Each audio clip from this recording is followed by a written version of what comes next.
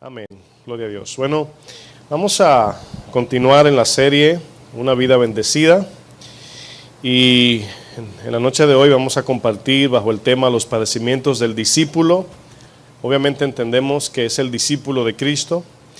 Quiero utilizar un versículo de inicio, Hechos 5:41. El libro de los Hechos, capítulo 5, verso 41.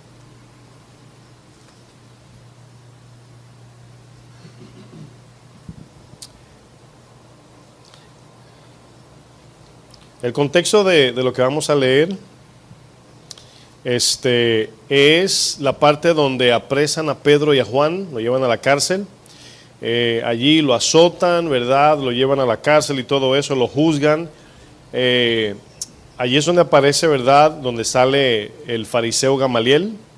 Y es el que luego le dice a los fariseos, a los judíos, le dicen, miren, si esto, ¿verdad? Que estos hombres están predicando no viene de Dios, se va a desvanecer. Así que tengan cuidado, no se encuentren ustedes peleando con el mismo Dios. O sea, unas palabras bien sabias. Y luego, la continuación, después que Gamaliel dice eso, dice que lo soltaron a Juan y a Pedro aquí. Y luego vemos en el capítulo 5, verso 41, ya al final, los últimos dos versos, fíjense lo que dice. Dice, y ellos salieron de la presencia del concilio, dice, gozosos de haber sido tenidos por dignos de padecer afrenta por causa del nombre. El nombre, obviamente entendemos, el de Jesús. Dice, y todos los días en el templo y por las casas no cesaban de enseñar y predicar a Jesucristo. Ahora, fíjense cómo era la vida de los discípulos en el tiempo, ¿verdad?, del libro de los Hechos, lo que acabamos de leer, donde al leer esto, como que de repente se pregunta uno, ¿verdad?, ¿cómo podían ellos estar contentos o sentirse que eran dignos de ser tenidos, ¿verdad?, dignos de padecer por causa de Jesús? Vemos esa palabra, dice que estaban gozosos. Ahora, cuando nosotros hablamos de sufrimiento, hay veces que al venir a la iglesia estamos buscando que Dios nos quite el sufrimiento, ¿verdad?, que se acabe el sufrimiento. Y algo que yo pienso cuando hablamos de sufrimiento es que el problema no es si vamos a sufrir o no, está prometido. Seamos cristianos o sin ser cristianos, el sufrimiento va a llegar.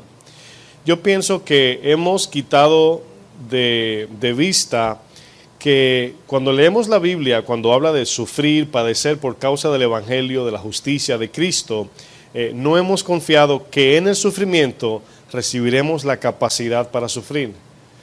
Y hemos estudiado, creo que el jueves pasado hablábamos de dónde es que el Espíritu nos cambia. Y concluimos, ¿verdad?, que es el proceso de decidir, llevarlo a cabo, ¿verdad?, y cómo el Espíritu ahí nos vamos a decir, nos estimula o nos pone el deseo para obedecer, pero nosotros respondemos a eso, ¿verdad? Cuando el Señor les decía a las personas, síganme, el Señor no los agarraba de la mano, ellos tenían que decidir. Como hoy nos dice a nosotros, síganme, nosotros tenemos que decidir. Pero al seguir a Jesús nos damos cuenta que Él nos capacita, nos da la sabiduría, nos da el Espíritu Santo y nos ayuda a atravesar el padecimiento. Bueno, siempre que veo, por ejemplo, el ejemplo de cuando el Señor dice, pasemos al otro lado, ¿sí saben la historia? Cómo ellos, al montarse en el bote, me imagino, en el barquito allí, y iban tranquilos, iba todo sereno. De repente se levanta una tormenta en el camino. Ahora, yo quiero que vean eso como un ejemplo representativo de nuestro caminar con Jesús, donde el mismo Señor, ¿verdad?, les dice pasemos al otro lado, no significa que no van a atravesar dificultades. Y Jesús estaba dormido allí. Dice que tenía, ¿verdad?, su cabeza sobre la popa allí dormido, y ellos se espantan. Dice, Señor, ¿no te da cuidado, como le dice Marta María, ¿verdad? ¿No te da cuidado que nos morimos aquí, ¿verdad?, dramatizando la escena? Ahora, obviamente, viendo una tormenta, unas olas de 30, 40 pies o 20, 15, cual sea, nos asustamos, es obvio. Pero a ellos, fíjense lo primero que sucede cuando viene la prueba, se olvidan, o nos olvidamos. Ellos se olvidaron que Jesús dijo primero, pasemos al otro lado. Y ahí en esa palabra se encontraba la promesa, se encontraba si iban a sobrevivir o no. ahí se encontraba, como cuando el Señor le dice a Pablo, camino a Roma, dice, mira, el barco se va a desperdiciar, se va a perder, ¿verdad? Se va a desbaratar todo, pero nadie que esté en el barco va a perecer. Entonces Pablo, ya obviamente ya maduro, les dice, miren, no se asusten, ¿verdad? El Señor me ha mostrado en visión que el barco sí se va a desbaratar, pero nosotros no. Ahora, aquí hay una idea donde no siempre miramos bajo el lente bíblico de que podemos morir, pero nuestra alma no se va a perder. Y por eso es tan importante entender que la vida no es el cuerpo, la vida es el alma. Entonces, si se pierde el cuerpo, el Señor me dará otro, pero el Señor no nos va a dar otra alma. Esa es la única que tenemos, esa es la idea. Entonces viene el problema y se sufre en la carne. Viene la ofensa, se sufre en la carne. Viene el golpe, se sufre en la carne. Viene muerte, se sufre en la carne. Entonces la carne tiene que perecer, obviamente, de una manera u otra. Lázaro fue resucitado, pero después, ¿qué pasó? Volvió y se murió, ¿verdad? Lázaro tuvo el privilegio de tener 2 funerales. Bueno, ¿cuál es el concepto bíblico de la necesidad de sufrir? Es importante esa palabra, necesidad de sufrir por causa de Cristo, ¿verdad? Bueno, hemos dicho en las enseñanzas que como cristianos no tenemos que buscar el sufrimiento. O sea, no nos está diciendo la palabra, a pesar de que dice es necesario padecer, no nos está mandando a buscarlo. O sea, no es provocar el sufrimiento. Pero cuando llegue, obviamente, enfrentarlo de manera cristiana, ¿verdad? ¿Qué sentido tiene sufrir o padecer por causa de Cristo? Bueno, vamos a ver algunos puntos importantes. Bueno, la herramienta que Satanás usa para atacarnos como creyentes es o el sufrimiento, número 1, o sacarnos de él. Por ejemplo, Satanás quiere, ¿verdad?, a los cristianos cuando, por ejemplo, pecamos, sabiendo que todos pecamos, y de repente pecamos, nos arrepentimos, nos apartamos del pecado, Satanás continúa infundiendo esa duda de que aún nosotros creyendo que el perdón, ¿verdad?, es parte de lo que él dice la palabra, nos damos cuenta que a muchos se nos olvida que el perdón es por fe. El perdón no es un sentimiento. Cuando el Señor me perdona, no significa que me voy a sentir bien al perdonarme, sino tengo que creer que el Señor me perdonó. ¿Sí están entendiendo? Entonces ahí vemos cómo Satanás utiliza el sufrimiento para oprimir, el sufrimiento para engañarnos, el sufrimiento para producir un dolor falso y muchas veces real, pero lo utiliza para poner carga en nosotros. También nos quiere quitar del sufrimiento que Dios quiere que atravesemos. Fíjense qué idea. Dios quiere que atravesemos en fe los padecimientos por causa de Cristo. Pero Satanás en ese momento quiere lo contrario porque él sabe que si atravesamos en fe, oigan bien, y terminamos el padecimiento, el tiempo que se tome, vamos a salir procesados, maduros y llevando fruto. Entonces Satanás quiere infundir sufrimiento donde Dios nos quiere dar paz.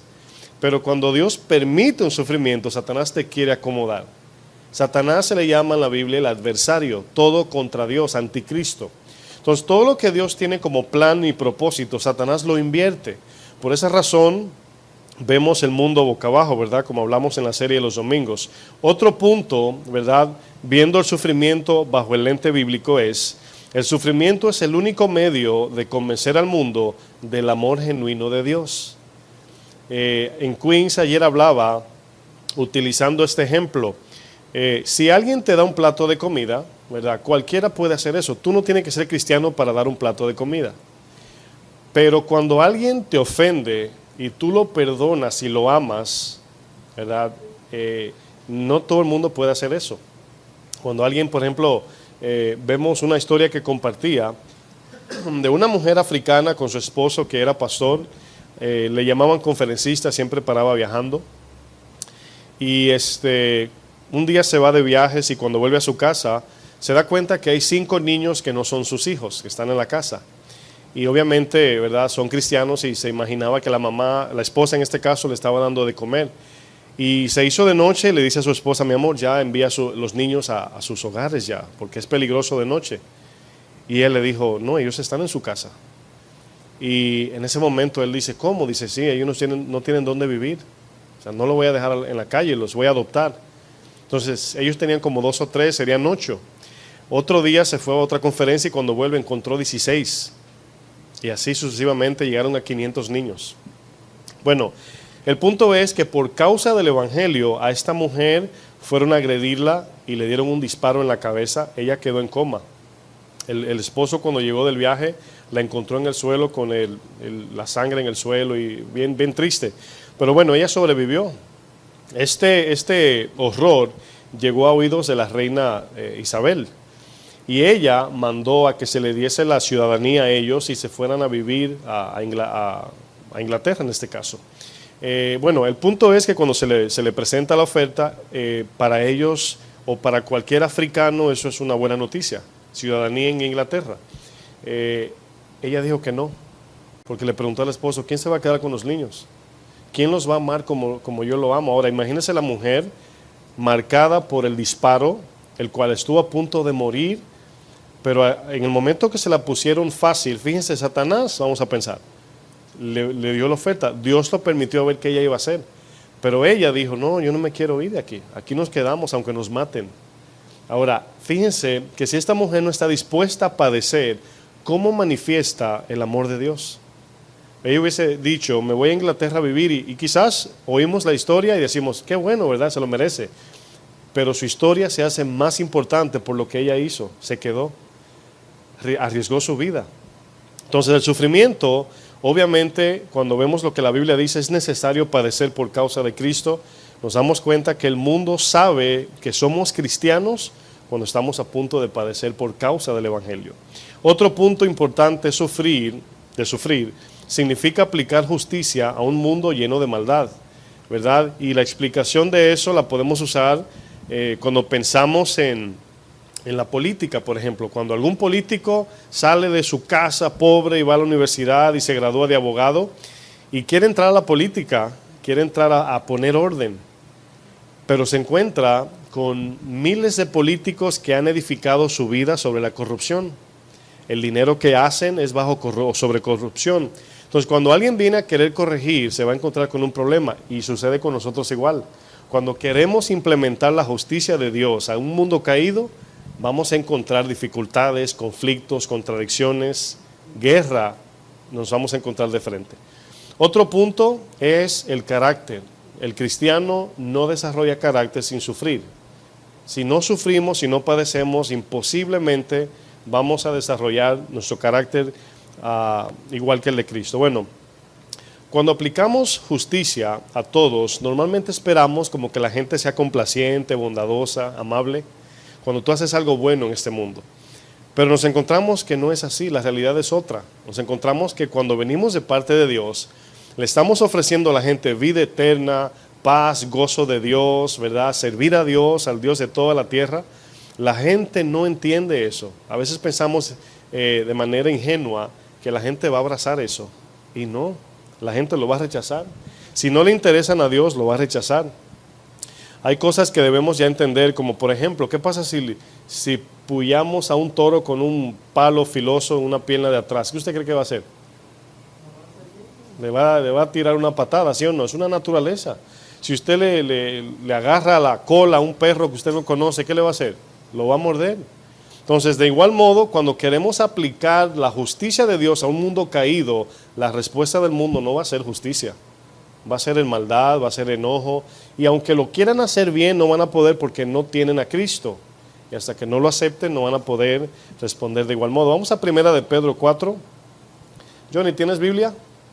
¿Alguien le puede dar una Biblia al hermano? 1 de Pedro 4, verso 12. Si se la va a facilitar, ayúdenlo también ahí a buscar a 1 de Pedro.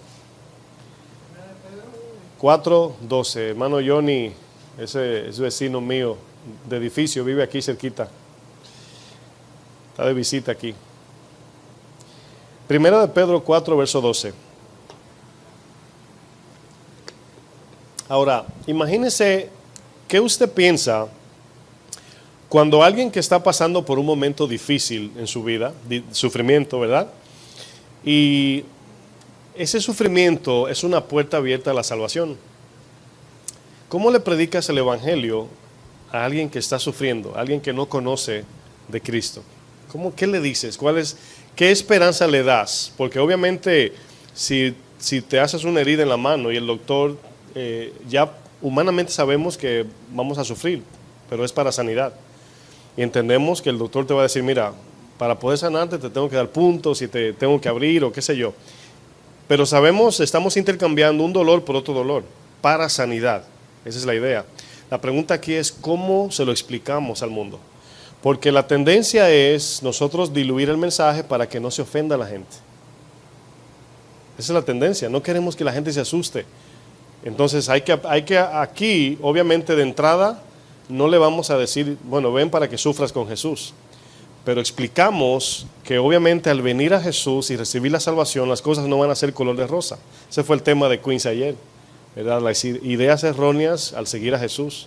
O sea, mucha gente cree que al venir al Señor la cosa va a cambiar en sentido, va a venir paz, las cosas se van a poner mejor terrenalmente hablando, y no siempre. Entonces, no se le puede dar a las personas este tipo de esperanza, porque luego que sigan al Señor y se encuentren con el problema, van a decir, pero no me predicaron eso, me engañaron. Entonces hay que decirle a las personas, mira, Cristo vino para salvar tu alma, aunque tu cuerpo se pierda. Un día estaremos frente a frente delante del juez. ¿Qué le vamos a decir cuando el Señor nos pregunte, ¿qué hiciste con la vida que yo te presté? Porque todo es de Él. Entonces fíjense lo que dice Pedro en 1 de Pedro 4, versículo 12. Dice, amados, dice, no os sorprendáis del fuego de prueba que os ha sobrevenido. En ese tiempo la iglesia estaba sufriendo persecución, lo estaban persiguiendo a la iglesia. Y cuando hablo de persecución, hermanos, estoy hablando de que no podían estar ni siquiera al aire libre. Dormían en catacumbas, estaban corriendo de un lugar a otro. Pedro también dice, utiliza una palabra desterrados, es decir, gente que no tiene lugar fijo, como Abraham, que no tenía un solo lugar específico. Dice, como si alguna cosa extraña os aconteciese. Ahora, imagínense este pueblo, ¿verdad?, bajo persecución y el fuego de prueba, y le llega esta carta escrita a esta iglesia. O sea, no se sorprenda por lo que le está pasando. Es normal. Dice el verso 13, sino gozaos. ¿Se imaginan? Los soldados de Roma con las espadas, usted corriendo, ¿verdad? Gócense. Está raro, ¿verdad? La carta, pero tiene un propósito y una explicación. Dice, sino gozaos por cuanto sois. Y ahí está el gozo. O sea, Cristo también padeció. El Señor de toda la tierra pasó por esto. ¿Qué nos dice a nosotros? Siendo discípulos del Maestro, no vamos a pasar esto. Dice, por cuanto sois participantes de los padecimientos de Cristo.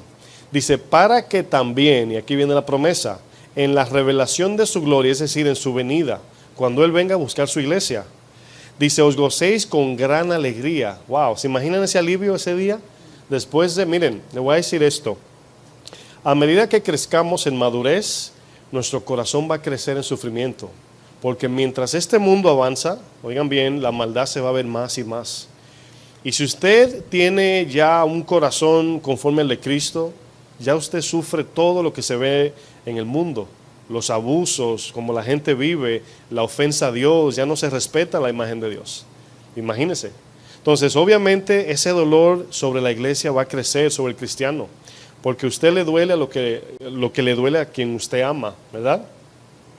Dice, estoy en el versículo 14, dice, si sois vituperados, es decir, o sea, la palabra vituperio es ofensa, sufrimiento, dolor, ¿verdad? Dice, por el nombre de Cristo, es importante esto, si sois vituperados por el nombre de Cristo, oigan bien, sois bienaventurados. Dice, porque el glorioso Espíritu de Dios reposa sobre vosotros. Ciertamente de parte de ellos, aquí hace una división. ¿Quiénes son ellos?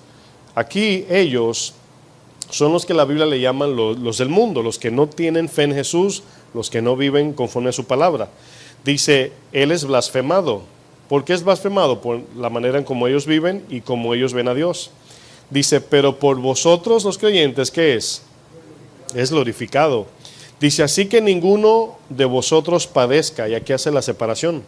Dice, por homicida, y aquí incluye matar a alguien u odiar a alguien. Luego dice ladrón, malhechor o por entremeterse en lo ajeno, ¿verdad? Chismosear o investigar la vida de los demás. Dice, pero si alguno padece como cristiano, no se avergüence, sino que glorifique a Dios por ello. Ahora, el apóstol Pedro usa esta palabra, esas palabras que leímos, no os sorprendáis.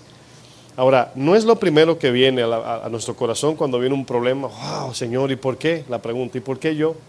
¿Y por qué viene este dolor? Bueno, cuando vamos al médico, obviamente el médico nos receta medicinas para beber o aplicarla a nuestro cuerpo. Y el médico te dice, mira, bébete 2 al día, no te bebas 3 porque te puede pasar eso, etcétera. Pero imagínate que de repente te bebes la medicina o te la aplicas en el cuerpo y comienza a salirte como ronchas o llagas. ¿Qué es lo primero que haces? Llamar al doctor y decir, doctor, ¿verdad? Me están saliendo llagas, ¿qué es esto? O sea, viene un sentido de sorpresa. Y el doctor te dice, no, tranquilo, es parte del proceso. Ahora, ¿eso trae paz? ¿Sí o no? Te dice, bueno, si es parte, me someto porque es parte del proceso medicinal. Bueno, de igual modo, Pedro les da el aliento, la esperanza a los que estaban persiguiendo, diciéndole, es normal, es parte de. O sea, yo recuerdo la primera vez que fui a un gimnasio, yo andaba con los brazos así como los G.I. Joes, los juguetes, así que no podía bajar la mano, no me podía bañar, y yo estaba un poco asustado, y dije, wow, creo que abusé del ejercicio, ¿verdad? Porque no podía nada, ni levantarme la cabeza. ¿Cuántos han experimentado en el gimnasio eso? Solo yo, qué bueno. Cuando uno hace ejercicio, ¿verdad? Levanta pesas, se te quedan los músculos así como atrofiados, encogidos. Y yo recuerdo que yo, queriéndome poner el champú así, no podía ni levantar la mano. Pero la primera vez para mí fue sorprendente. Yo dije, wow, a lo mejor exageré, me dañé un músculo. No, y llamé a mi amigo y le dije, mira, no puedo ni mover los brazos. Me dice, no, es normal, es parte del proceso, dale tiempo, sigue yendo al gimnasio para que se te vaya el dolor. Ahora fíjense la idea, tienes que seguir yendo para que se te vaya el dolor. Bueno, fíjense lo que Pedro aquí dice, un punto aquí importante, y quiero hacer un énfasis muy importante aquí. Un punto, o el punto que quiero aquí expresar es aprender a distinguir qué significa padecer por Cristo o padecer por causa humana o por cualquier tipo de consecuencia. Bueno, en el capítulo, en el mismo, ¿están en Pedro 4? No nos hemos movido, ¿verdad? En el verso 15 y 16, aquí Pedro enfatiza algo para hacer una separación. Ahora bien, no todo cristiano, oigan bien, no toda persona sufre por causa de Cristo. Es importante ver la línea divisora. En el capítulo anterior, creo que es primera de Pedro segunda, creo que es primera, dice que tenemos que estar preparados para presentar defensa, ¿verdad? Para todo aquello que seamos cuestionados. Ahora, fíjense lo que este verso dice, prepárense para dar respuesta a su fe o en lo que ustedes creen. Ahora, hay algo de raro en ese verso que voy a explicar. Bueno, el verso asume que nos van a preguntar. Ahora, si usted piensa humanamente, no nos pregunta la gente así muy a menudo acerca de nuestra fe, al contrario, nos ignora, no quieren ni siquiera acercarse a nosotros. Fíjense la idea. Entonces, ¿por qué el texto asume que nos van a preguntar? En la manera como vivimos, cuando la gente ve cómo tú vives.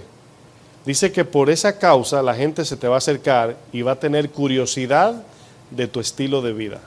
Entonces por eso dice, tenemos que presentar defensa cuando se demande acerca de nuestra esperanza o la esperanza que hay en nosotros. Bueno, fíjense lo que dice Pedro, versos 15 y 16. Dice, así que ninguno de vosotros padezca, es decir, sufra como homicidio, es decir, por consecuencia de matar a alguien o de odiar a alguien. En este caso, homicidio se entiende por matar a alguien. Dice, o por ladrón o por malhechor. ¿Qué es un malhechor? Aquel que hace males, obviamente. Dice, o por entremeterse en lo ajeno. Es decir, si el sufrimiento que viene a tu vida es por consecuencia de tu pecado, yo no tengo nada que ver con ese dolor. Fíjense la idea.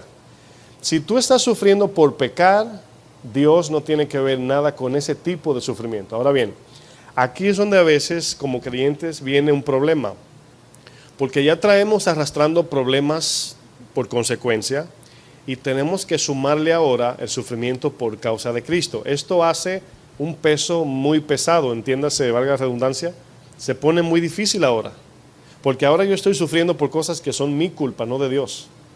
Entonces, ¿qué sucede?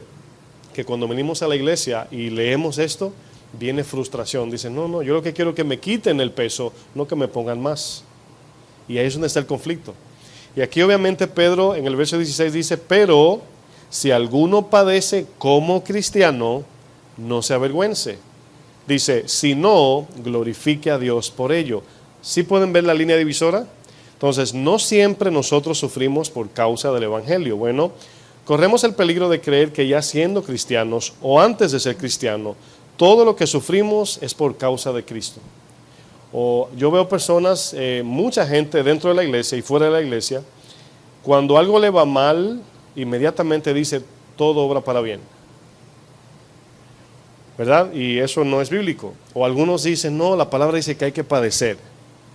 Por ejemplo, vemos una mujer, ¿verdad?, que está con un hombre, en este caso, el hombre la maltrata, ¿verdad?, y llega un punto que la abusa, ¿verdad?, violencia doméstica, todo eso. Obviamente, esa persona debe alejarse o dejar a ese hombre, bíblicamente hablando. O sea, no, dice que a paz nos llamó el Señor, no a esclavitud. O sea, el matrimonio no es para abusar a nadie. Y obviamente esta mujer está tan enamorada, o vamos a decir obsesionada con este hombre, porque eso no es amor, que no lo puede dejar. Y dice, bueno, la palabra dice que hay que sufrir. Pregunto, ¿está padeciendo por causa de Cristo? No. Ahora, si el hombre, ¿verdad?, se la pone difícil porque ella está viviendo una vida en luz y tienen conflicto por eso, entonces ahora sí. O sea, no debemos confundir eso.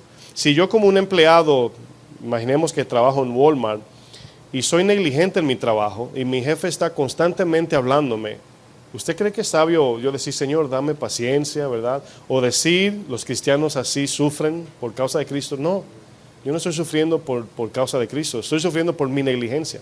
Entonces, todos esos sufrimientos hay que ponerlo a un lado, no pertenecen por causa de Cristo. Obviamente, vienen situaciones familiares también, donde hay un conflicto en la familia, si es una herencia y por causa de la herencia tú te buscas un problema o que no te la quieren dar, todo eso es terrenal, nada de eso tiene que ver con Cristo, ¿verdad? Imprudencias cotidianas, cuando alguien te pisa un pie en el autobús o manejando se te meten delante. Bueno, si tú, ¿verdad?, no reaccionas por obedecer a Dios, estás sufriendo por causa de Cristo. Fíjense qué idea. Consecuencias por el pecado, veremos sufrimiento, mis hermanos. Pero ¿cuándo es que vamos a padecer por causa de Cristo? Bueno, algunos puntos. Número 1, por ser buen empleado. Ahora, ¿usted cree que como cristianos, por ser buen empleado, sufrimos? ¿Sí o no? ¿Cómo usted lo ve? Bueno, obviamente el buen empleado refleja o contrasta al empleado negligente. El que hace todo bien contrasta al que no hace lo que tiene que hacer. Si tú llegas temprano como cristiano, tú reflejas o contrasta a aquel que llega tarde. Y a veces te usan de ejemplo y dicen, mira, llega temprano como fulano. Y eso trae problema, ya te odia aquel que llega tarde, pero no es su culpa. Tú lo que estás haciendo es lo que tienes que hacer. Pero debemos de seguir haciendo lo correcto. A veces, miren, ningún empleado nunca quiere congraciarse, bueno, no todos, pero en su mayoría, congraciarse con el jefe. Pero siempre hay uno o dos que sí le caen bien al jefe por buenos empleados. Eso te va a llevar a tener todos tus compañeros de enemigo en el trabajo. Eso es así. Otro punto, por no estar de acuerdo con la injusticia. Esto trae problema, conflicto, ¿verdad? Y obviamente debemos de ser cristianos cuando queremos presentar la justicia de Dios. El desacuerdo por la injusticia de este mundo trae problemas, porque obviamente viene una discordia entre aquel que dice, no, pero yo pienso que es así, tú dices, no, pero la palabra dice esto. Ahí está el problema. Otro punto, por no participar en situaciones secretas. De repente alguien te quiere involucrar en un pecado escondido o en una actitud de algo que no está bien y tú le dices, mira, no puedo ayudarte. ¿Cuántas veces familiares te piden favores ilícitos? Te dicen, mira, ayúdame, ¿verdad? Fírmame ese papel que me están pidiendo y pon ahí que yo soy, que tú me conoces hace 25 años y lo conociste hace 3. Y ahí, si tú le dices que no puedes, ¿qué va a pasar? Problemas. problemas. O sea, yo recuerdo una vez llegó una persona ilegal a este país y comenzó a pedir favores. Y yo era más cercana a mi esposa que a mí. Y yo le dije, mi amor, ya tú sabes lo que hay que hacer. O sea, aunque se enoje, tenemos que ser honestos, no podemos. Y obviamente con el tiempo ya las personas te ven. Hace poco, ¿verdad? Un familiar me llamó por teléfono de una necesidad que tenía. No era nada ilegal, pero era un favor que involucraba mi cuenta de banco. Y la persona dijo, no involucra a fulano porque tú sabes que su creencia, su fe. Pero hay veces que nos buscamos problemas porque para la gente es muy normal hacerlo ilegal. No, pero ¿qué tiene de malo? No, es que no puedo. No puedo mentir, no te puedo hacer una carta que diga que te conozco y que eres buena persona, porque te estaría mintiendo. Ahora, ¿qué va a pasar con la persona que tú le dices eso? Familiar o no, problemas. Ahí está, estás padeciendo por Cristo ahí. Por testificar y predicar a Cristo, problemas y persecución. Otro punto, por poner a Dios primero que a todos y que todo. La familia no entiende esto y lo toma mal. Cuando ponemos todo a Dios, sobre todas las cosas y sobre toda la familia. No, ya no me quieres, tú y tu iglesia, no tienes tiempo para mí. Bueno, otro punto, por perder buenas oportunidades terrenales por tu fe. ¿Qué significa? Bueno, llegan las oportunidades que te van a conllevar a tener que o dejar de servir a Dios, o dejar de buscar a Dios, o torcer la Biblia, o hacer algo ilícito. Y obviamente, si quieres sufrir y padecer por causa de Cristo, tienes que decirle, no puedo aceptar eso. ¿Por qué? Porque ofende a mi Señor. Ahora, ¿se dan cuenta que servir a Dios es pérdida terrenal, pero ganancia espiritual o ganancia celestial? Entonces, si no estamos dispuestos a dejar este cuerpo morir, no podremos disfrutar del glorioso, ¿verdad?, tiempo que vendrá para los creyentes. Vamos a usar un ejemplo en Mateo 10. Mateo 10, versículo 28.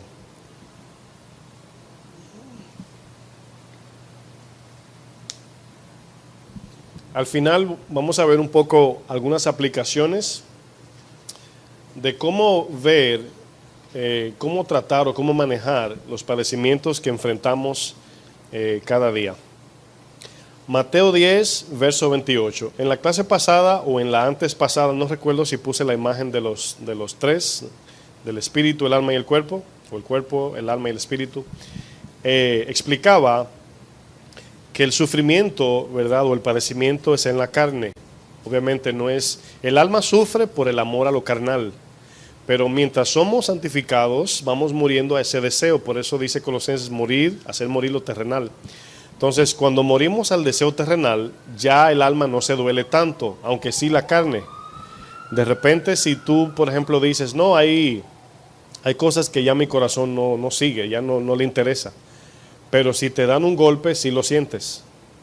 O sea, fíjense que todavía sufrimos, aunque crezcamos de corazón. Fíjense lo que dice aquí Mateo 10, 28, dice, y no temáis. Ahora, antes de leer, encima del 16 hay un subtítulo ahí, ¿cómo dice?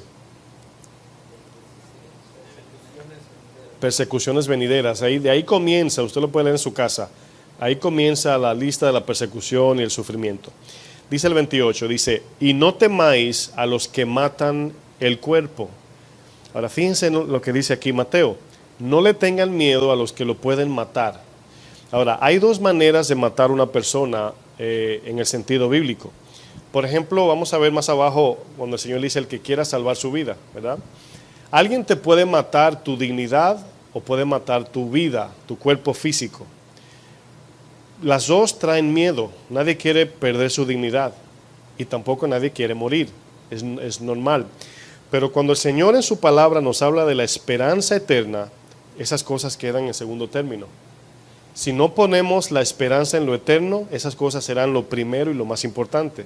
Y por eso no podríamos padecer o nunca padeceríamos por causa de Cristo. Pero si entendemos que vale la pena la eternidad ante mi cuerpo perecedero que un día morirá, entonces entendería que el padecimiento es necesario. Por eso aquí dice, no le tengan miedo a los que pueden matarlos. O sea, no le teman. Fíjense lo que dice, mas el alma no pueden matar. Ahora, aquí es donde viene la idea de que el cuerpo obviamente se va a morir. Se va a morir porque se va a morir. Sea viejito, jovencito, se va a morir. Pero aquí el Señor dice, un hombre puede matar el cuerpo, te pueden dar un disparo con un cuchillo, ahogarte, etcétera. Pero nadie puede matar tu alma. Y eso es importante entender en contraste, porque cuando alguien te ofende, no está ofendiendo tu alma, está ofendiendo tu cuerpo externo, lo que ve por fuera. O sea, la gente ofende lo que ve por fuera. Si te insulta, si te golpea o si te mata, es el cuerpo carnal y material. Tu alma sigue viva. Aquí es donde el Señor pone nuestra mirada en lo más importante. Dice, más temed, dice, temed más bien a aquel. ¿Quién es aquel? Aquí a Dios. Dice, aquel que puede destruir el alma y el cuerpo, ¿dónde? En el infierno. O sea, no le tengan miedo a los que matan el cuerpo se va a perecer un día va a morir. Sino más bien, temed a aquel, y fíjense que siempre hay que vivir en temor, a diferencia que en este caso es temor a Dios. Dice, temed a aquel, dice más bien, a aquel que puede destruir el alma, y aquí destrucción habla obviamente del sufrimiento en el infierno eterno, y el cuerpo obviamente sabemos que se descompone, ¿verdad?, en el sepulcro. Dice en el infierno, versículo 29, dice, ¿no se venden 2 pajarillos por un cuarto? Con todo ni uno de ellos cae en tierra sin vuestro Padre. A veces leyendo la Biblia entran unos versos que tú dices, ¿qué tiene eso que ver con lo que estamos leyendo? Bueno, que así como el Señor, porque luego va a decir, aún el cabello de vuestra cabeza, el Señor lo tiene contado. El Señor usa un ejemplo de algo que no tiene tanta importancia y lo contrasta para decirnos, yo le pongo atención a eso. O sea, yo sé hasta cuántos cabellos tiene cada persona. Significa que para el Señor es importante lo más mínimo. Por eso luego el texto, dice el 30 para continuar, dice, pues aún vuestros cabellos están contados. Dice, así que no temáis. Dice, ¿por qué? Porque ustedes valen más que aquellas cosas que yo también le pongo atención. Si Dios es el que en su voluntad permite que los pájaros aterricen para que los maten y la gente coma, si el Señor se toma el momento, el tiempo de contar los cabellos en nuestra cabeza, que para nosotros es insignificante, ¿cuánto más vale nuestra vida ante los ojos de Él? Entonces el consejo es el siguiente. Dice el Señor, mira, por mi voluntad los pájaros caen en tierra y se venden. Y la gente come. O sea, ese detallito viene de mí. Yo también sé cuántos cabellos tiene cada persona. Ese detalle que para el ser humano, dígale a una persona, cuéntale los cabellos antes de entrar. Se va a reír así como usted. O sea, no tiene sentido. Para nosotros no, para Dios sí. Dice, si ese pequeño detalle tiene importancia, ¿cuánto más la vida de mi creación? En este caso, los seres humanos. Entonces, cuando Dios habla de temed más bien, es con el fin de salvarnos.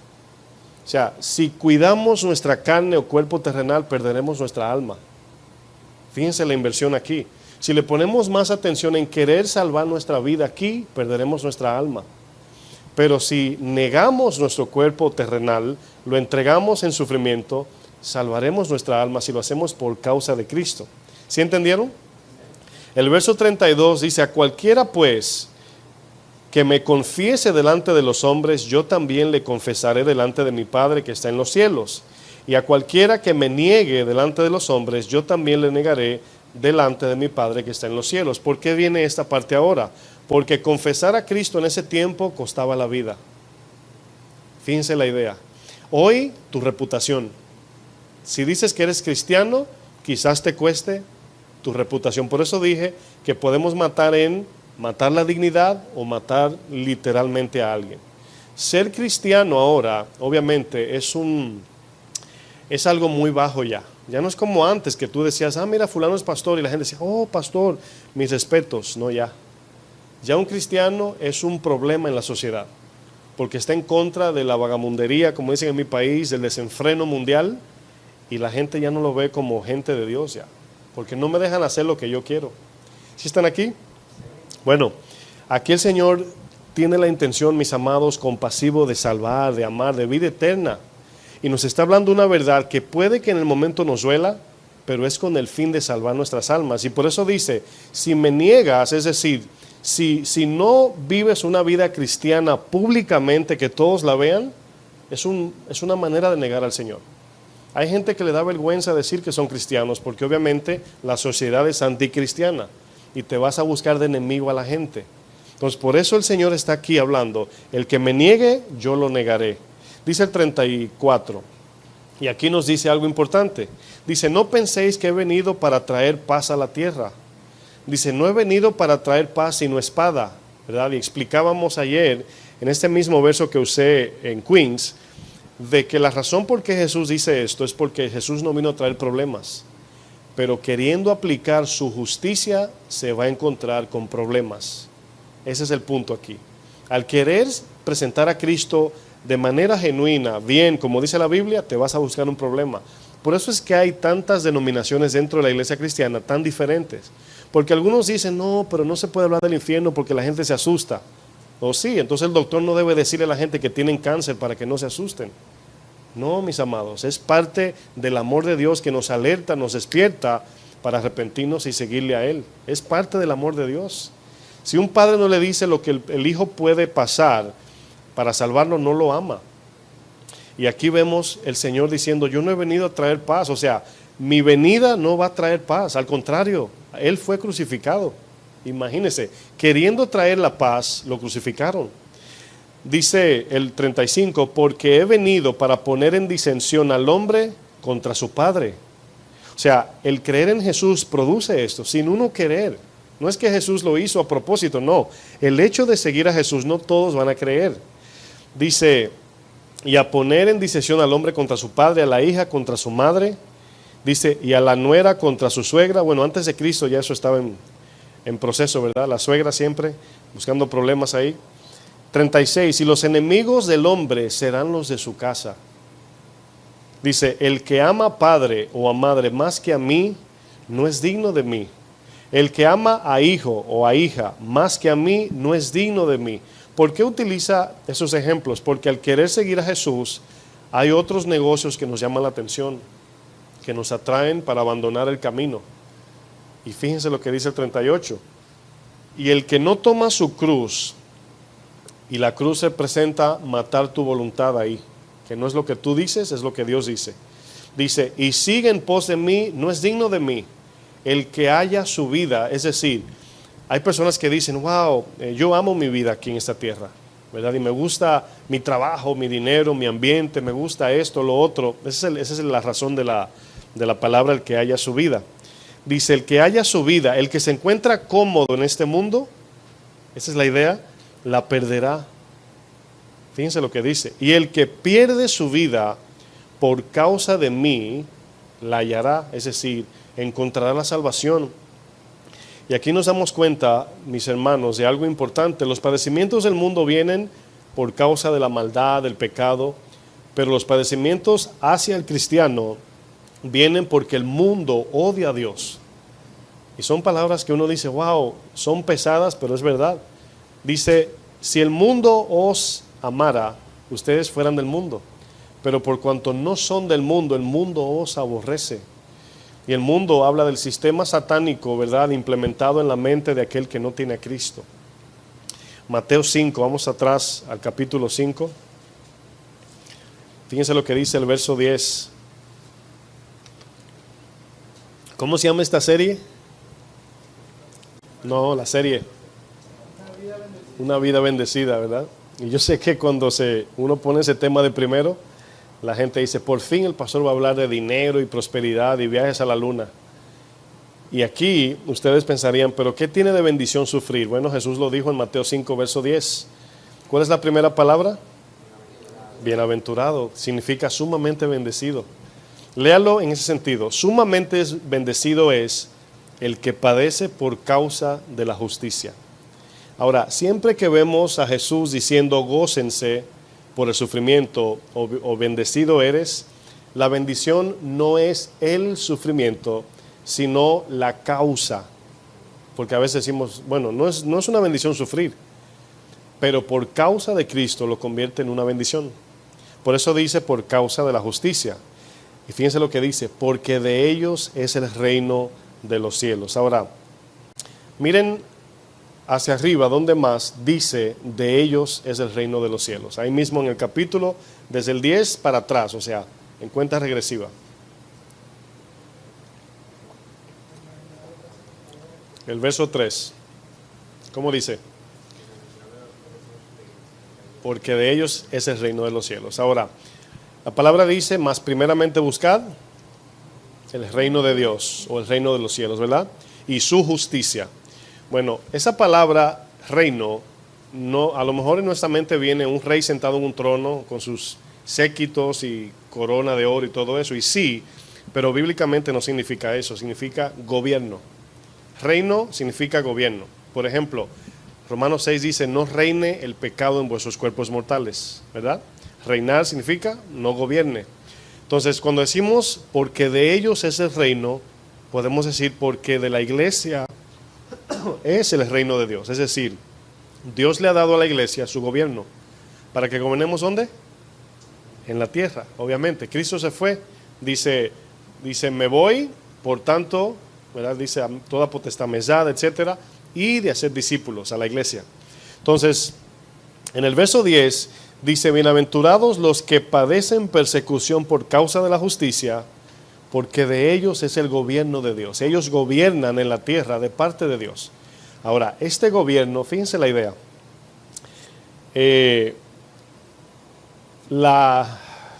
lo raro o lo misterioso del Evangelio es que nosotros ganamos la batalla perdiéndola.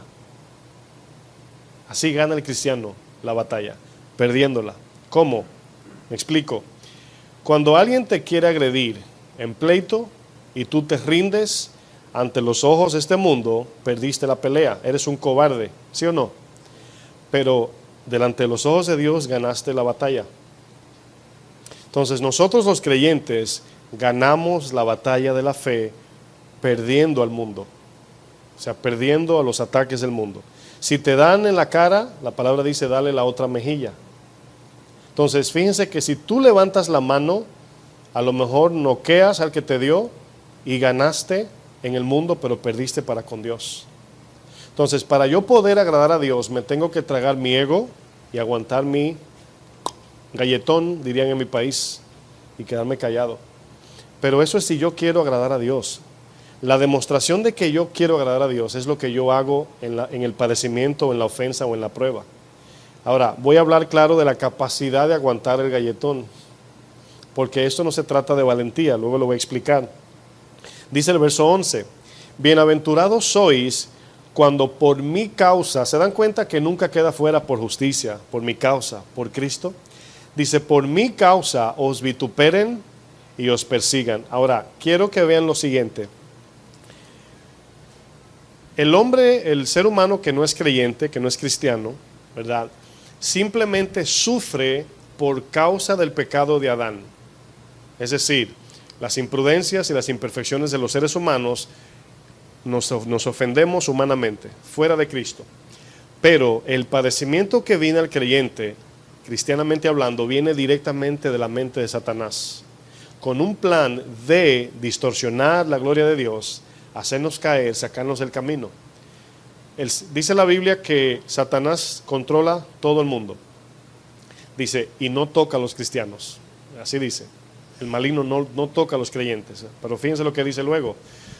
Esa idea de 1 de Juan 5 dice, sabemos que todo el mundo está bajo el maligno, ¿verdad? Pero no toca a los creyentes. ¿Qué significa eso? ¿Que nunca Satanás tiene potestad sobre un creyente? No. Significa en sentido de fe. Cuando andamos en fe, caminando en la palabra, Satanás no nos toca en el sentido de dañar nuestra alma o hacernos perder. Pero Satanás sí nos puede tocar, y Dios ahora, por la fe y la capacidad en Cristo, podemos resistir al diablo y crecer en fe.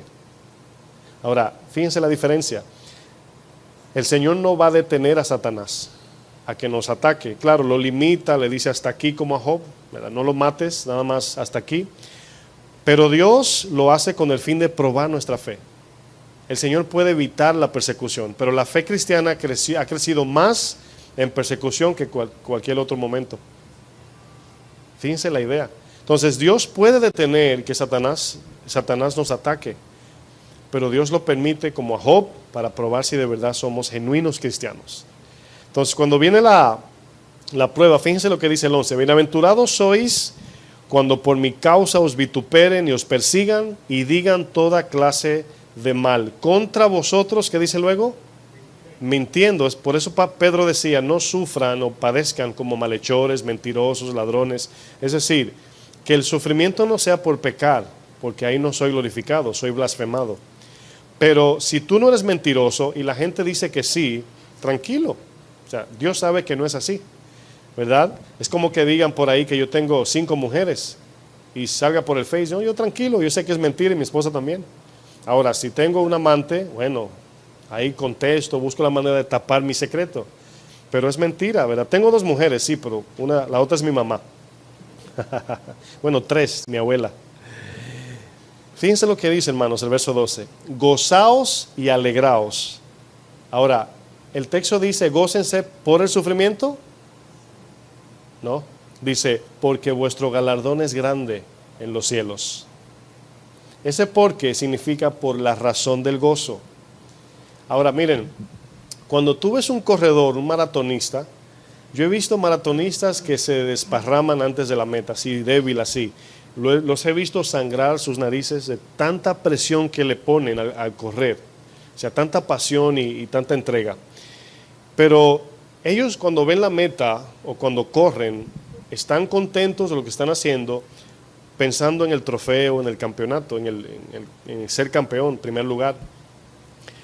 Pero si usted entrevista a un maratonista y le pregunta que le describa el dolor que sufren durante el entrenamiento y la carrera, y no creo que le dé ánimo de ser maratonista. El entrenamiento y durante la carrera es algo sumamente doloroso, muy doloroso. ¿Pero por qué lo hacen? ¿Por qué están dispuestos a sufrir? Por el galardón. Y le voy a decir algo que a lo mejor lo impacte. Y quiero que le ponga atención a eso, es importante. Cuando nosotros decimos, como cristianos, ¿verdad? Señor, este pecado se me hace difícil dejarlo. Estamos diciendo, no lo quiero dejar. ¿Saben por qué? Porque así como un atleta da toda su vida y tiene una disciplina increíble para ganarse un trofeo corruptible y puede resistir comidas que a lo mejor le encantan, puede resistir de tener mujeres durante el entrenamiento para poder llegar al campeonato, ¿por qué un cristiano no? Dice la palabra, no ha venido sobre vosotros ninguna prueba que no sea humana, sino que juntamente con la prueba, dice el Señor, ¿da qué? La salida. Entonces, yo he aprendido a que si en el momento que peco en cualquier sentido, en ese momento yo no caigo en el engaño de decir, Señor, es difícil. Lo que estoy diciendo es, esa área de mí necesita querer, esa área de mí necesita morir. Porque así como sufrimos en el trabajo para ganar dinero, por eso Pedro dice, sufran porque no han sufrido hasta la sangre por el pecado. ¿Cuántos han sangrado diciéndole que no al pecado? Pedro dice ningunos. Claro, le decía a los que le escribía la carta. Y nos confronta esto, yo sé que a todos. Porque cuando tú ves el esfuerzo y el empeño de un no creyente que le aplica algo que no tiene sentido, que un día se va a perder.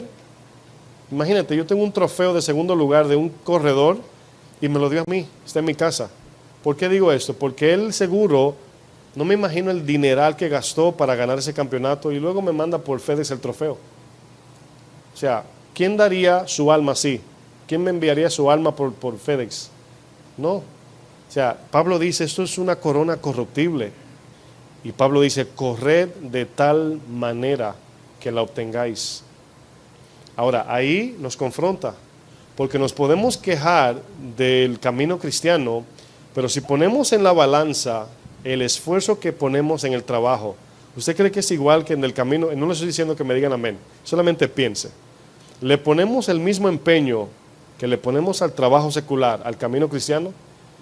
Bueno, yo sé que no. ¿Por qué no? Bueno, creo que el Señor ahí, ¿verdad?, nos va a hablar. Dice aquí, gozaos y alegraos porque vuestro galardón es grande en los cielos, no aquí en la tierra, en los cielos. Y dice, porque así es en una de las cosas que el Antiguo y el Nuevo Testamento no ha cambiado, en que hay que sufrir por la fe. Dice, porque así persiguieron a los profetas que fueron antes de vosotros. Bueno, Miren, en la mente del cristiano debe de haber tres cosas cuando hablamos de padecimientos por causa de Cristo. Número uno, la gloria de Dios. En el momento que alguien te ofende, miren, yo quisiera borrarlo así, hacerlo polvo. Pero el Espíritu te dice, te recuerda la gloria de Dios. Por la gloria de Dios me quedo callado. Ese es el punto número uno. Punto dos, un día este cuerpo que está en sufrimiento será glorificado. Un día este cuerpo que está en decadencia tendremos cuerpos nuevos. Y punto tres, vendrá un tiempo eterno de gloria. Ya no más ofensas, ya no más dolores, ya no más sufrimiento, ya no más persecución. Pero nos damos cuenta que la Biblia tiene un patrón en el sentido de glorificar a Dios y siempre es sufrimiento y muerte. No sé si se da cuenta que cuando hablamos de glorificar a Dios siempre es bajo sufrimiento. Nunca dice, ¿verdad? Dale un plato de comida a tu hermano para que glorifiques a Dios, aunque eso es parte, sí lo sé, pero el énfasis nunca es ese, es sufrimiento. En Juan 21, 18, el Señor le dice a Pedro, de cierto te digo que cuando eras joven, tú te ceñías, tú te vestías, dice, y hacías lo que tú querías, pero vendrá otro cuando seas viejo, es decir, el Espíritu Santo, y te llevará donde tú no quieres. Ahora quiero que piensen por un momento en eso. Jesús le dice a Pedro, el Espíritu te va a llevar a un lugar que tú no quieres. Nadie quiere morir, ¿se entiende eso? Pero Pedro se negó para poder ir a ese lugar. Nadie quiere morir ni sufrir, es obvio. Dice, y te llevará a un lugar a donde no quieras. Ahora, fíjense lo que dice el 19. Esto dijo Jesús, dando a entender con qué muerte había de glorificar a Dios. Y luego le dijo, sígueme. ¿Cómo murió Pedro?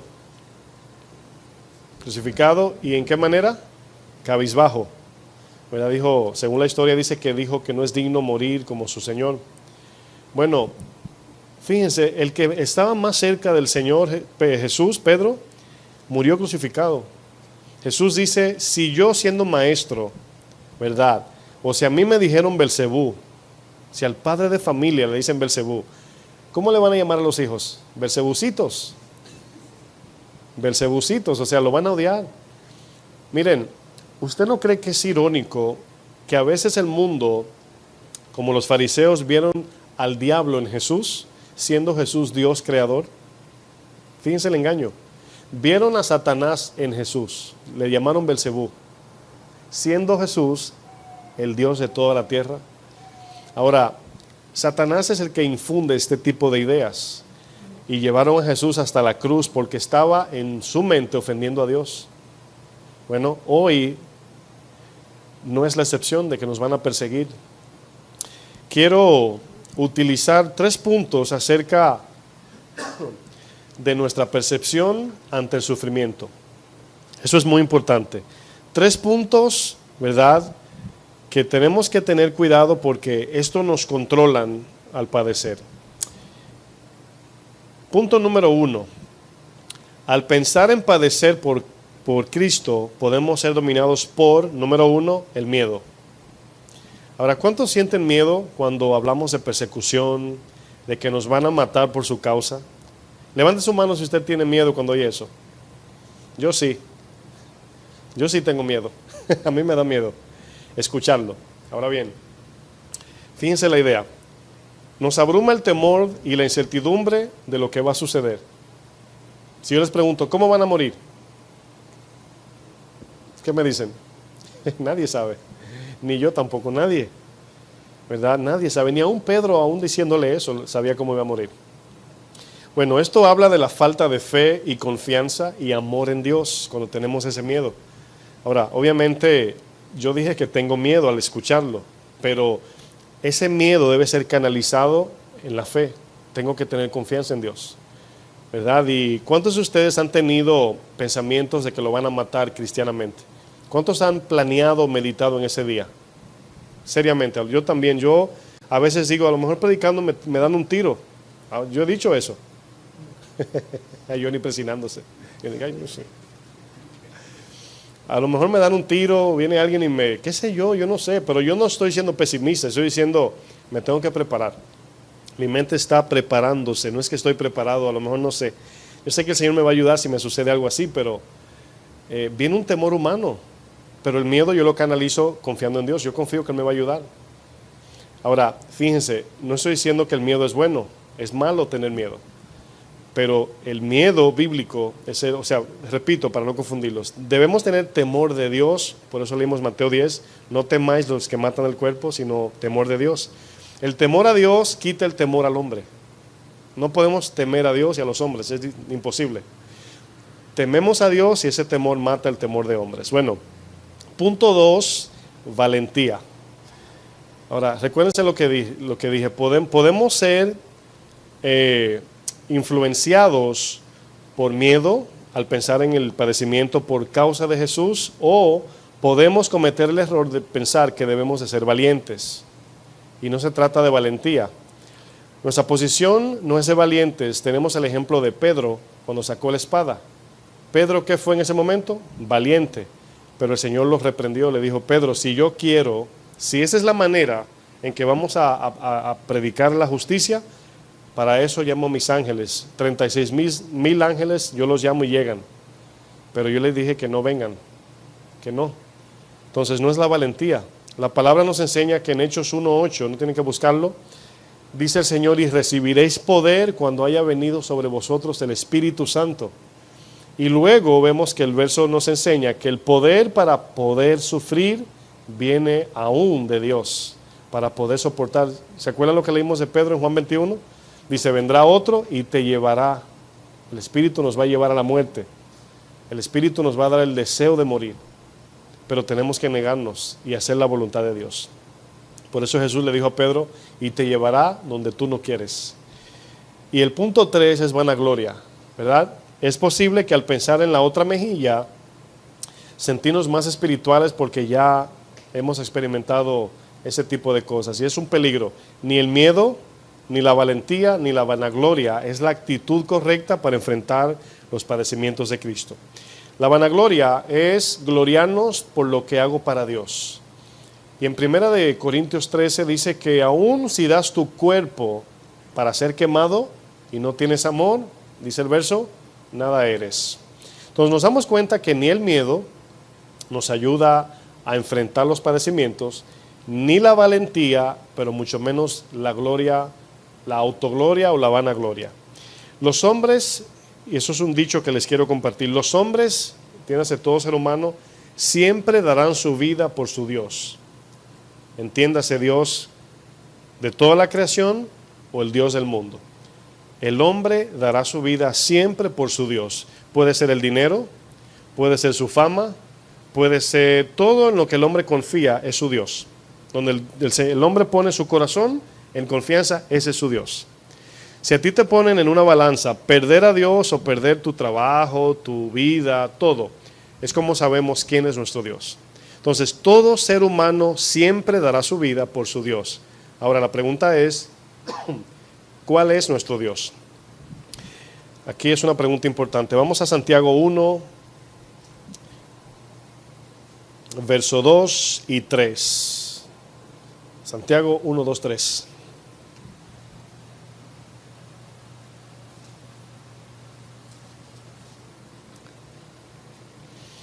El propósito de los padecimientos de Cristo tiene un sentido eterno. No se olvide de eso. Los propósitos de sufrir por Cristo tienen propósitos eternos, no terrenal y pasajero.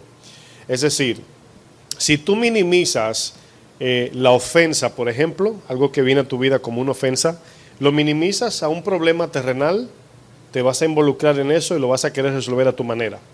Pero si tu mente entendida, como un cristiano entendido, dices, mira, esto que está pasando, ¿verdad? Si le contesto, no glorifico al Señor, y un día llegará que esto se va a acabar. Y aunque yo diga lo que quiero, el único que se va a satisfacer es mi ego. Entonces, por eso la palabra habla de, cual mañana vamos a hablar de la ira, de nosotros ser extendidos con la ira, lentos, para poder pensar en todo eso. Porque si no aguantamos o no damos la otra mejilla, lo más importante es que te va a picar por un momento, pero Dios será glorificado. te va a molestar, te va a pisotear tu ego, te vas a sentir como que no eres nadie, pero Dios será glorificado y ya Dios te dio tu identidad. Entonces ni el golpe que te dé o no te dé, te va a hacer más o menos. Te va a doler por un poquito, pero Dios será glorificado. Por eso debemos entender el propósito de por qué sufrimos por su causa. Santiago 1, verso 2. ¿Qué tiene de importante entender en el sufrimiento? Santiago lo explica. Dice, hermanos míos, tened por sumo gozo cuando os halléis en diversas pruebas. Tener gozo cuando nos encontremos en pruebas. Ahora, vuelvo y repito, ¿el gozo es por la prueba? No. Por eso dice el 3, sabiendo, entendiendo, conociendo, es la palabra griega ginosko, significa entender, entendiendo que la prueba que te llegó va a producir en ti ¿qué? Paciencia, o sea, fruto. Entonces, obviamente ya hemos repetido varias veces cuando sufrimos por causa de Cristo, porque puede venir pruebas o sufrimiento por causa del pecado. Y allí, ¿cómo vemos eso? Bueno, me robé una botella de agua y me trajo problemas. Tengo que enfrentarlo cristianamente también, si soy cristiano. Arrepentirme, pedir perdón, pagar la botella y aguantar la crítica que la gente te va a decir ladrón. Entonces ya eso no es por causa de Cristo. Eso es un sello que nos lo ganamos. Ahora, si me acusan de que me robé una botella de agua y es mentira, yo tranquilo. Que la gente diga lo que quiera, yo tranquilo. ¿Por qué? Porque Dios sabe que no es verdad. Esa es la idea. Pero la gente sí va a decir. Fíjense el problema. El problemón. Verso 3, repito, sabiendo que la prueba de vuestra fe produce paciencia. Ahora, cuando yo pregunto, yo sé que todos, ¿cuántos quieren madurar en Cristo? Ya saben lo que significa. Estamos diciendo, o sea, fíjense en algo, no estamos diciendo que queremos pruebas, porque eso también sería un poco de orgullo. O sea, yo quiero crecer, a veces Dios nos cambia de manera milagrosa, pero la mayoría de las actitudes del corazón son cambiadas por medio de la prueba. O sea, hay cosas que Dios me quitó que yo no tuve que ir a atravesar nada, Él me las quitó, algunas, pero el resto tienen que ser procesadas por la obediencia y soportar la prueba. Entonces Dios puede quitarme algo, pero la mayoría yo sé que tengo que obedecer para que mueran, porque en la obediencia hay más propósito en la obediencia que cuando Dios me quita algo así milagrosamente. O sea, no tiene sentido, no tiene, vamos a decir, propósito cuando lo hace así. Incluso no tiene ni valor a veces, aunque sí tiene valor, no quiero malinterpretar esto. A lo que me refiero es cuando Dios te quita algo sin tú atravesar una prueba, no aprendes, no creces, no entiendes, sino que te lo quita, gloria a Dios me lo quitó, y se hace fácil. Y lo fácil no le damos importancia. Pero cuando tú atraviesas una prueba, como David nos enseña un ejemplo importante. David cometió algo increíble, o sea, se quedó con una mujer ajena, mató al esposo de la mujer, y obviamente lo que él atravesó, por eso dice que era un hombre conforme al corazón de Dios, porque a pesar de lo que él hizo y de lo que estaba sufriendo, se sometió al Señor y Dios lo procesó, ¿verdad? Y le trajo mucha consecuencia el problema, que no era parte del proceso en el sentido de tratar con su carácter, aunque ayudó para bien.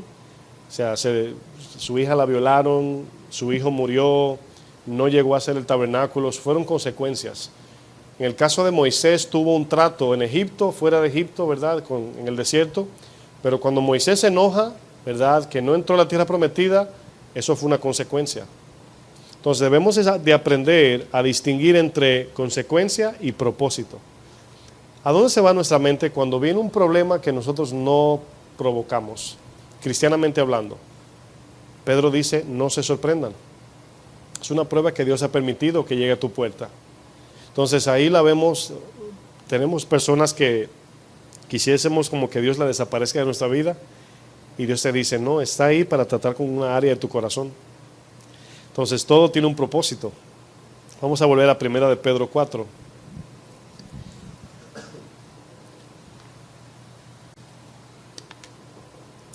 Primera de Pedro 4, versículo 12. Aquí vemos que Pedro, el apóstol Pedro, utiliza una palabra importante. Él también utiliza la palabra, dice, aunque el oro es perecedero, se prueba con fuego.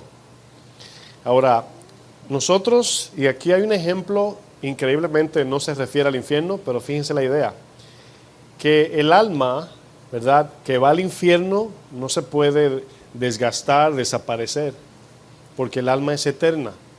Entonces se utiliza un ejemplo inverso y positivo para moldear nuestra alma con la palabra fuego.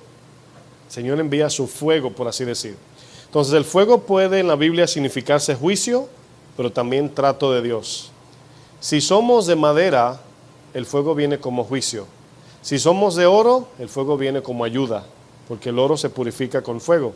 Entonces, por eso es que al ser cristianos, si no vivimos como la palabra nos ordena, somos madera, somos paja, y cuando viene el fuego, ¿qué pasa?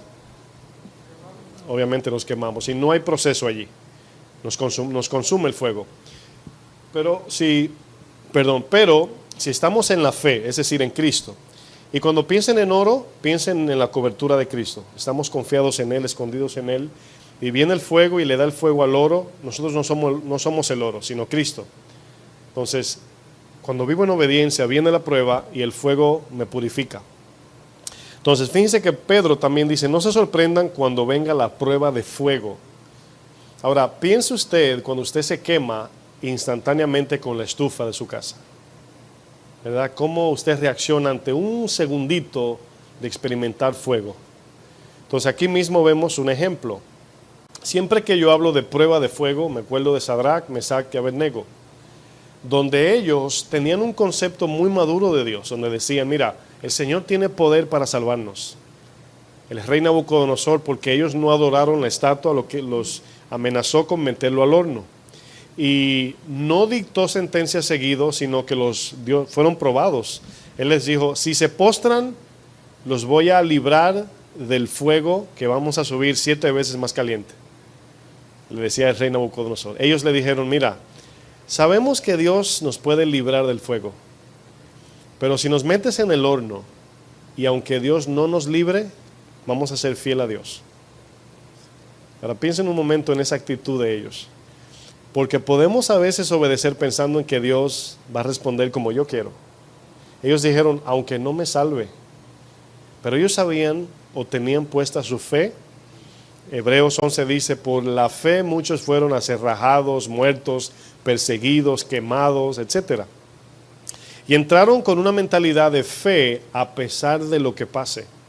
Hoy en día vemos fe en la gente. Voy a seguir a Dios para que me dé. ¿Para qué me ayude? ¿Para qué? No, ellos entraron al horno de fuego a pesar de. Y cuando entraron, bueno, obviamente el milagro vino y lo sacaron, dice el rey, ni aún huelen a humo. Es una representación de lo que va a pasar o de la liberación de los creyentes bajo el fuego del infierno. Seremos librados de ese fuego. Pero también el fuego que estamos pasando por la tierra, ese fuego de prueba, ese fuego de dolor, de sufrimiento, de que a veces, hermanos, queremos tirar la toalla. El Señor dice, en mí podrán atravesarlo, confiados en mí. Dice Pedro, no se sorprendan como si le está pasando algo extraño. Fíjense la idea. O sea, no, es parte de la vida cristiana. El verso 13 dice, sino gozaos. Ahora bien, aquí es donde vamos a entrar en un poco de aplicación. Porque la pregunta es, ¿qué hago en el instante que llega una prueba?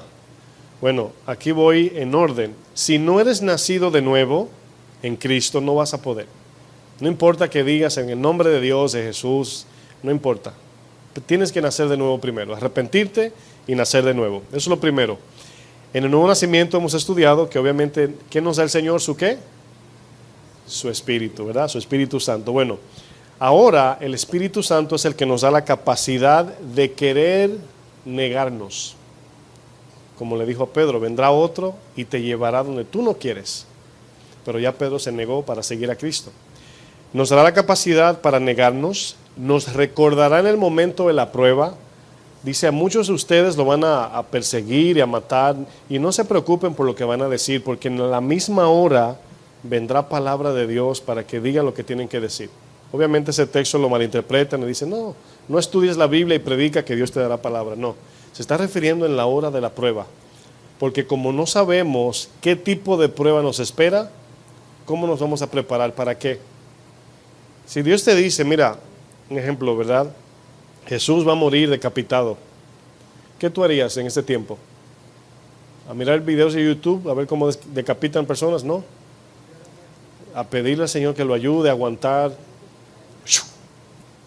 No se va a sentir ese corte, pero da miedo como quiera. O te dice, vas a morir quemado, que se dilata un poco más de tiempo para morir. Bueno, todo eso obviamente nos prepara para esperar ese fuego o esa espada que nos va a matar. Pero la Biblia nos dice, prepárense no para morir en el sentido de despedida, sino para soportar las aflicciones durante estén aquí, para ganar las almas, su carácter sea moldeado y glorificar al Señor. Hay un trabajo que cumplir en esta tierra, alcanzar los perdidos. Y si no sufrimos, no vamos a alcanzar a nadie. ¿Qué usted cree que pasa cuando alguien te insulta y tú le contestas igual? ¿Te lo ganas o lo pierdes? Te lo pierdes. O sea, no tú, pero te pierdes a la persona. Entonces, si soportas la ofensa, ¿verdad? Vemos que la persona se puede salvar, se puede. No es ni siquiera así, es una promesa, se puede salvar. Pero nosotros nos debemos a Dios. Nunca hacemos las cosas a ver lo que pasa. Si no pase o no pase, respondemos a Dios. Porque si yo digo, voy a hacer esto para ver si la gente se arrepiente, entonces yo condicionaría lo que digo para cierto grupo. Pero yo solamente hablo de parte de Dios y Él se encarga. O sea, porque yo no sé quién va a venir a Él. Sí, Alejandro.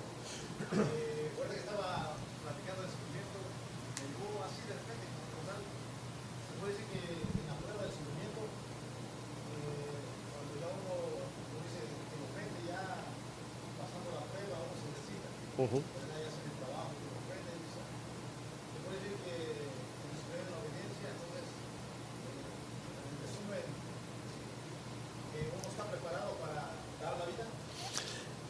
Quiero explicar algo en el proceso de soportar. Es muy buena pregunta. O sea, obviamente nos escuchan también por audio. Voy a explicar. Alejandro pregunta que una vez atraviesas la prueba y ya la pasas, tú dices, luego de eso viene como el poder para dar la vida, tú dices. Bueno, me explico. Quiero decir algo antes de explicar lo que preguntas. Cuando soportamos la ofensa, no es aguantar como masoquistas. Fíjense la diferencia. No es nada más dame ya, no. Tenemos que estar en ese momento dispuestos a amar a la persona. Es así como estamos soportando la prueba. No es, me dio, ¿verdad? Pero por dentro lo quiero matar. No, en ese momento oramos por la persona. Lo dice luego Mateo 5, dice, bendecid a los que os ultrajan, orar por los que os maldicen, amad a vuestros enemigos.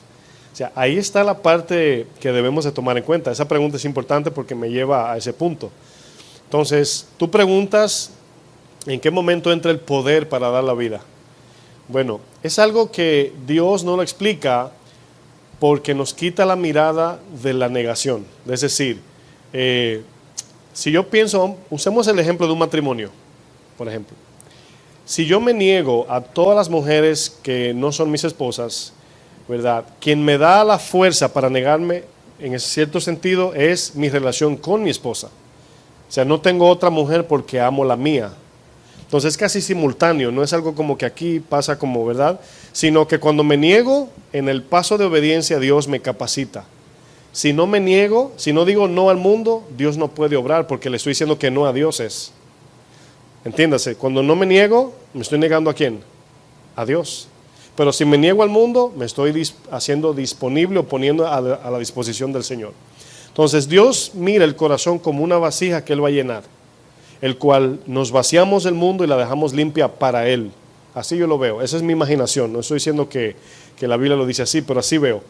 Y el corazón como una vasija, el Señor deposita su poder, su guianza. Yo veo, por ejemplo, Juan 21, Él le dice a Pedro, Pedro, vendrá otro, el Espíritu Santo, y te llevará, ahí está la guianza. Pero luego dice, donde tú no quieres. Y donde tú no quieres significa muerte. Nadie quiere morir. Entonces, ¿cómo yo puedo negarme a algo que yo no quiero? Es decir, ¿cómo me niego a morir si no me quiero morir? La esperanza de vida eterna. porque estoy dando mi vida por algo mucho mejor que esta vida pasajera. Entonces Dios, pienso, ¿verdad? Porque es a veces complejo explicar, pienso que en el momento que estás dispuesto a obedecer, en ese momento llega el rescate. Y Dios, vuelvo y repito, te da el deseo, te pone el deseo. Recuérdense de esto para que no se confundan. Cuando el deseo de Dios viene en nuestro corazón, no es controlador. Quiero que piensen en eso. No llega así como que te domina. No, viene la propuesta. El deseo viene de manera propuesta. Dios te habla, te dice, mira a la izquierda. ¿Se acuerdan cuando el Señor dice, aquí pongo delante la vida y la muerte? Y Él te dice, te aconsejo que cojas la vida. No dice, te digo, te mando, o sea, te aconsejo, ¿verdad? Te digo, coge por aquí para que tengas vida. Entonces, el deseo de Dios nunca es controlador, porque entonces ya violaría nuestra decisión, sino que viene como una disposición de Dios para que respondamos a ella, pero para poder responder a Dios tenemos que negarnos. Y siempre como estudiamos tenemos dos decisiones, o le doy con el puño o me dejo dar. Pero acuérdense, miremos el propósito del por qué lo estamos haciendo para no enredarnos en no me voy a dejar dar y por qué yo, y nos hacemos egoístas. Pedro no quería morir, pero dio su vida. ¿Se acuerdan cuando Jesús en Mateo 16 dice, muchos no gustarán la muerte hasta? ¿Quién se acuerda lo que dice luego? Hasta que vean al Hijo del Hombre venir en su gloria con sus ángeles. Tú dices, wow, así que no se quiere morir. Miren, vamos a analizar, Edwin, te tengo en queue ahí un momento. ¿Por qué le tememos a la muerte? Es importante esto. ¿Por qué le tememos a la muerte? Porque pensamos que ahí se acaba todo. Ese es el miedo de morir. O porque vamos al infierno, una de dos. Pero el temor de morir es porque pensamos que ahí se quedó todo. Nadie se quiere ir de esta vida pensando que esto es todo. Pero Eclesiastés dice que Dios puso eternidad en el corazón de los hombres. Y cuando yo veo que estoy seguro después de la vida en Jesús, para mí el morir es ¿qué? Es ganancia. Entonces, a tu respuesta, el poder de Dios llega a tiempo. Con eso te doy, creo que te da paz. O sea, llega a tiempo, Dios sabe. No te puedo decir, ¿verdad? Como una inyección. Creo que cuando tú decides y baja la decisión al corazón, Dios te inyecta la voluntad. No sé. Pero yo creo que llega a tiempo. En el momento, ¿verdad? Está operando. Y recordemos esto, el Espíritu está siempre operando. Cuando estamos dispuestos. Dice, velad y orad. ¿Para qué? No entréis en tentación. El Espíritu está dispuesto, pero la carne es débil. Edwin tiene una pregunta. Sí, era como me venía a la mente la clase de la semana y ahora lo último que se habla al respecto. Era, no se había mencionado, o se había mencionado, pero no por indirecta en relación al poder.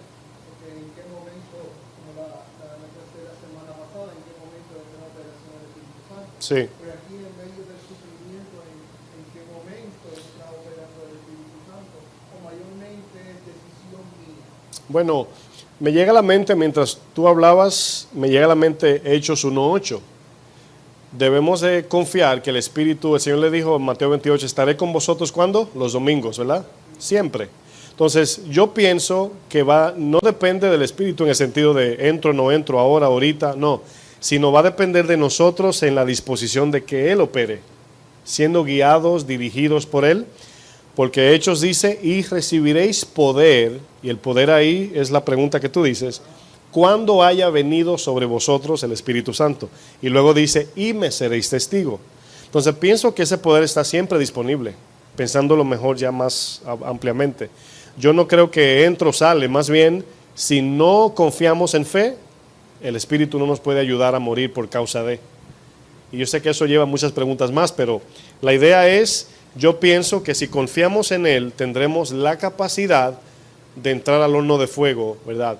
Nos muramos o no. Ahora, yo sé que el miedo también viene por esta pregunta. ¿Sufriré dolor o no? Es otra pregunta que muchos se hacen. O sea, el poder de Dios no significa que no me va a doler. Yo más bien pienso que me va a ayudar a atravesar el dolor, a soportarlo. Sí, porque como hemos visto son situaciones que muchas ya uno puede ser que sepa lo que puede ocurrir. Exacto. Por ejemplo, con la familia, con amigos, cuando uno no está de acuerdo con ellos en algunos aspectos.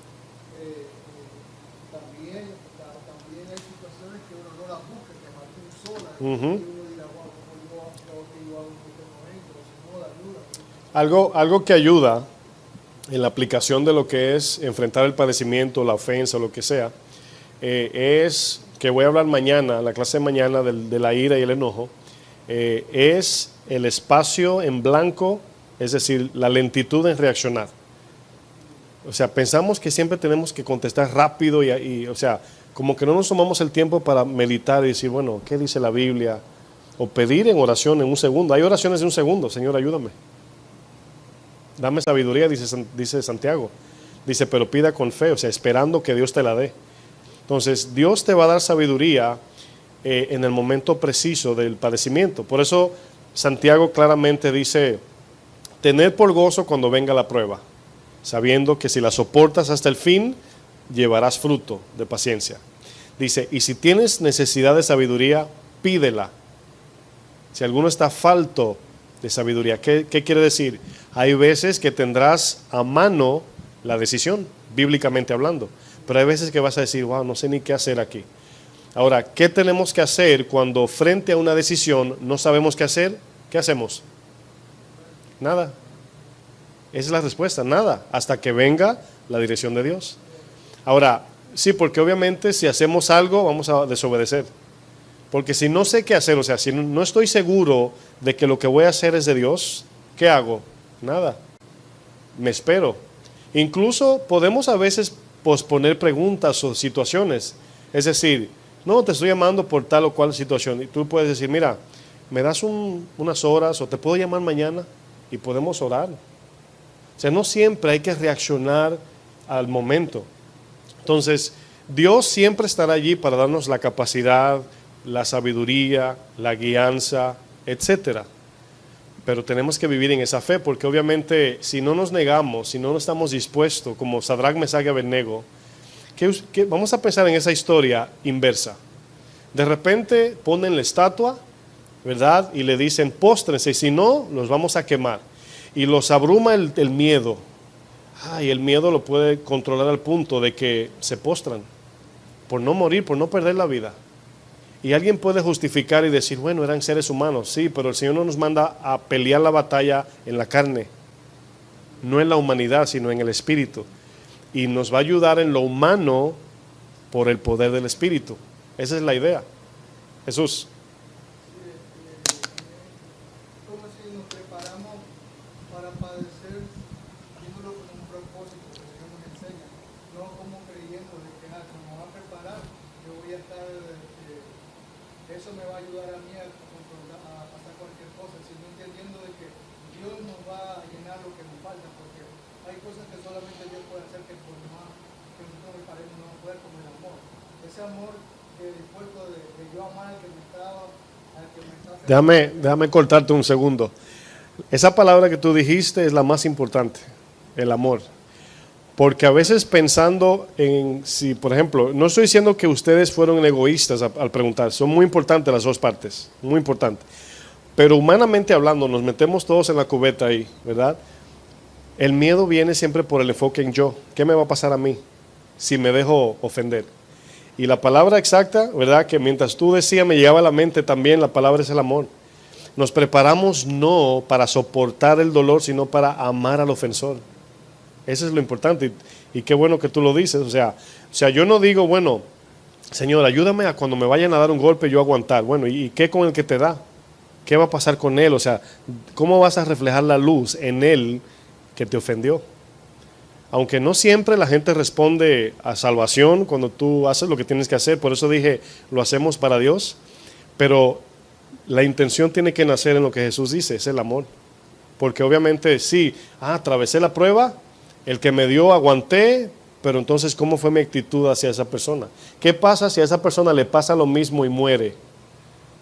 ¿Cómo nos sentimos? ¿Contentos o nos da tristeza? Nos debe de dar tristeza, pero humanamente nos alegramos. Mira, para que vea que Dios es bueno. No. O sea, Dios nunca quiere que el ofensor muera. Por eso una vez usé el ejemplo de Jonás. Jonás se enojó con Dios porque perdonó a Nínive.